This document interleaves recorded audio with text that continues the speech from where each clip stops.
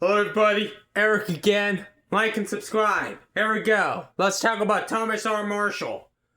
Thomas Wiley Marshall, March 14th, 1854 to June 1st, 1925, was the 28th Vice President of the United States from 1913 to 1921 under President Woodrow Wilson. A prominent lawyer in Indiana, he became an active and well-known member of the Democratic Party by stumping across the state for other candidates and organizing party rallies that later helped him win election as the 27th governor of Indiana. In office, he attempted to implement changes from his progressive agenda to the Constitution of Indiana, but his efforts proved controversial and were blocked by the Indiana Supreme Court.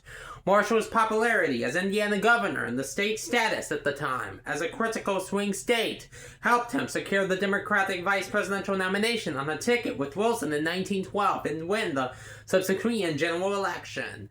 An ideological rift developed between the two men during their first term, leading Wilson to limit Marshall's influence in the administration.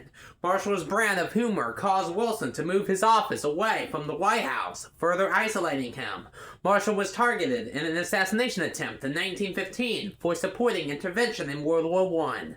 During Marshall's second term, he delivered morale-boosting speeches across the nation during the war and became the first U.S. Vice President to hold cabinet meetings, which he did while Wilson was in Europe during peace negotiations. As he was President of the United States Senate, a small number of anti-war senators kept it deadlocked by refusing to end the debate to enable critical wartime legislation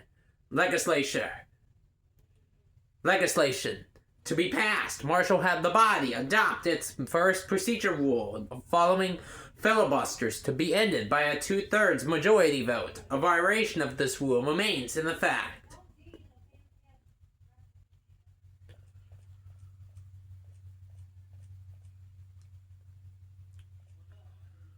Marshall's vice presidency is most remembered for a leadership crisis following a stroke that incapacitated Wilson in October 1919 because of their personal dislike for Marshall.